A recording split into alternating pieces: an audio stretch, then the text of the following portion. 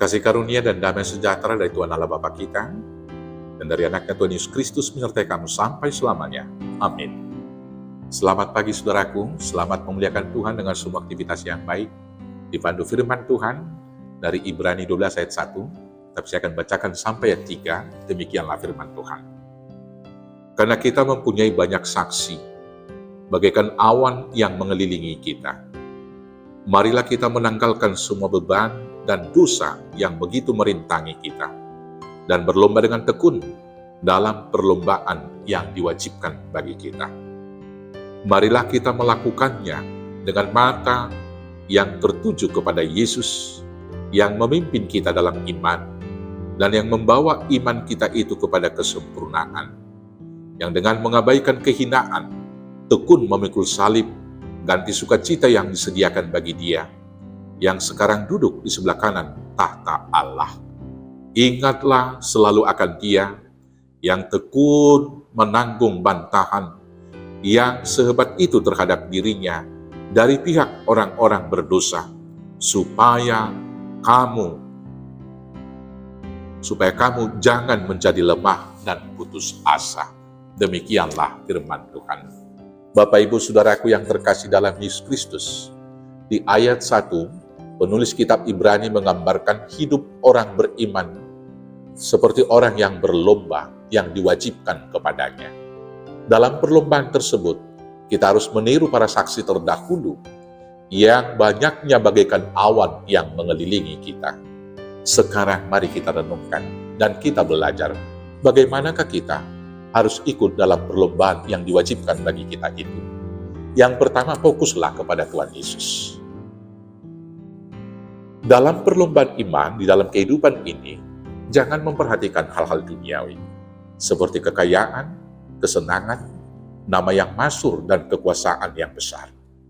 Hal ini akan mengalihkan perhatian kita dan membuat kita tidak dapat berlari di jalur yang benar, sehingga tidak sampai ke tujuan akhir perlombaan iman untuk mendapatkan mahkota kehidupan. Jangan fokus kepada orang lain dan sekitar kita, karena hal tersebut bisa saja membuat iman kita goyah, bahkan runtuh. Karena kita akan terpengaruh dan memilih hidup sama dengan mereka.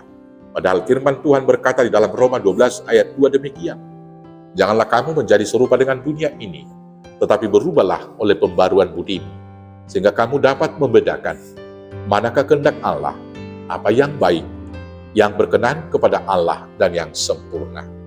Karena itu, pusatkanlah perhatianmu kepada Yesus, yang mengabaikan penderitaan dan rasa malu ketika memikul salib, tetapi yang memusatkan perhatiannya kepada sukacita yang sudah disediakan baginya. Bapak Ibu Saudaraku yang terkasih dalam Yesus, teladan Yesus ini wajib kita tiru, supaya kita memenangkan perlombaan iman kita. Penderitaan, hinaan, fitnahan, dan cibiran yang kita hadapi selama di dunia ini. Tetapi jangan fokus dengan semuanya itu. Arahkanlah pandanganmu kepada Tuhan dan upah kemenangan yang akan kita terima.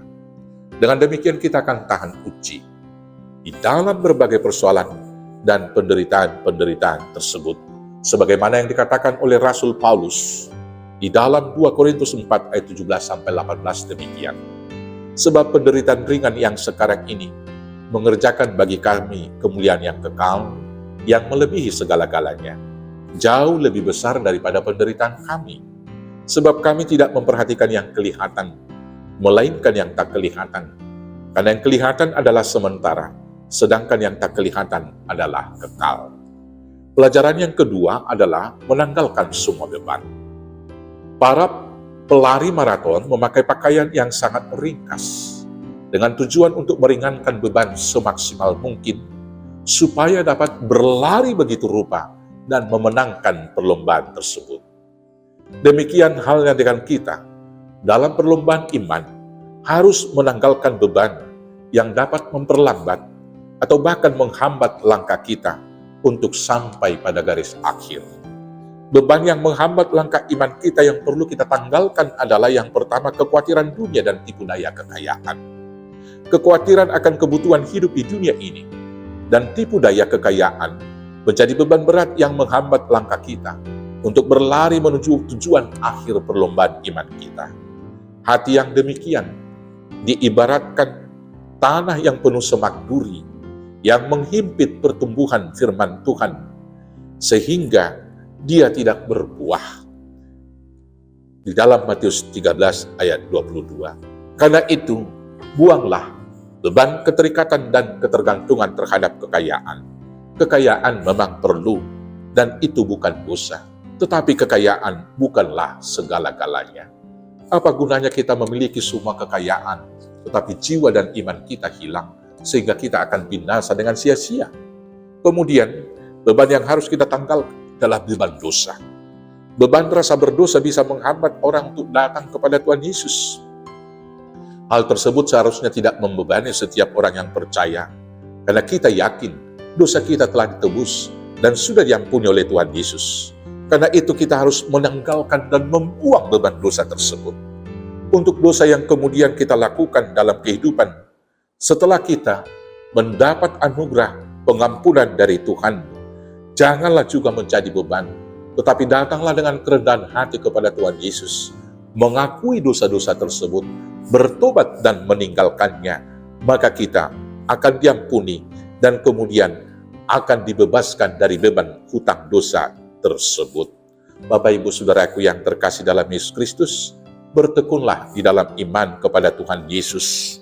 Jangan kiranya kita mau mundur dan surut dari iman percaya kita. Sebagian dari orang-orang Ibrani menghadapi berbagai beban penderitaan, hartanya dirampas, bahkan ada yang diancam nyawanya, mungkin ada juga yang dibunuh. Tetapi di sini dikatakan supaya tetap setia di dalam iman itu dan membuang beban tersebut. Selamat beriman dan setia kepada Tuhan. Tuhan Yesus memberkati. Amin. Kita bersatu dalam doa. Terima kasih Bapa, kuatkan teguhkan hati kami untuk setia sampai mati, tetap percaya kepada Tuhan Allah Bapa kami, di dalam Yesus Tuhan Juru Selamat kami yang hidup. Amin. Selamat bertekun dalam iman. Tuhan Yesus memberkati. Horas, horas, horas.